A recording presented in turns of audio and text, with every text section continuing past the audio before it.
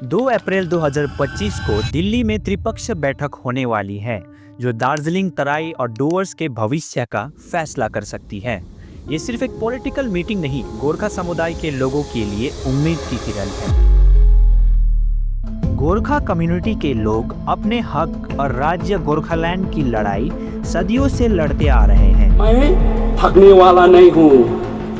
मैं इतना परिश्रम करते वहां तक जाऊंगा, जब तक गोरखालैंड नहीं होगा तब तक वहां पर संघर्ष करते जाऊंगा। लेकिन समय बीतने के साथ साथ उनके मन में ढेरों प्रश्न उठने शुरू हो गए हैं। क्या गोरखालैंड बनेगा? क्या 11 गोरखा जनजातियों को एसटी स्टेटस मिलेगा? क्या कोई परमानेंट पॉलिटिकल सॉल्यूशन होगा? इन सभी सवालों का जवाब होम मिनिस्टर अमित शाह 2 तारीख को त्रिपक्षीय बैठक में देंगे। लेकिन उससे पहले चलिए इस मामले को नजदीक से जानते हैं।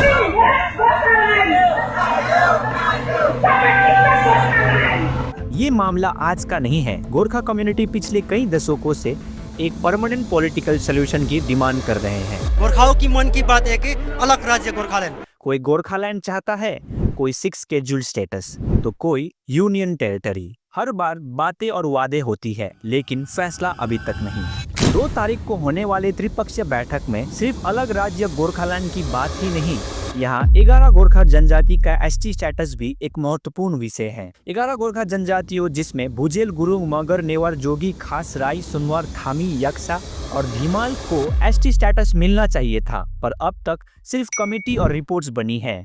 लेकिन इस बार उम्मीद की किरण दिखाई दे रही है, क्योंकि 2026 को वेस्ट बंगाल मुख्यमंत्री इलेक्शन भी आ रहा है और होम मिनिस्टर अमित शाह का फैसला गोरखा वोट बैंक को अफेक्ट कर सकता है। समझे ना?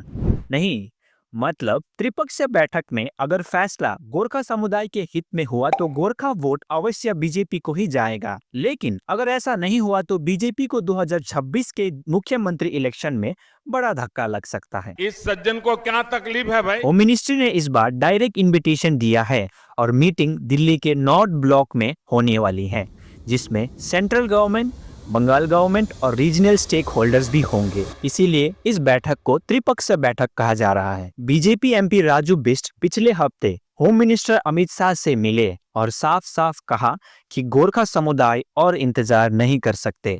जीएनएलएफ के मान घिसिंग ने भी एक और महत्वपूर्ण नाम त्रिपक्षीय बैठक में सजेस्ट किया है, डॉक्टर महेंद्र पी लामा, जो एजुकेशनिस्ट और एक्सपर्ट है। दोस्तों, बीजेपी सरकार ने पिछले कुछ सालों में बड़े फैसले लिए, आर्टिकल 370, राम मंदिर, सिटीजनशिप अमेंडमेंट एक्ट, लेकिन गोरखालैंड और 11 गोरखा जनजातियों के एसटी स्टेटस का क्या? अब समय आ गया है कि सिर्फ सुनवाई ना हो बल्कि फैसला हो।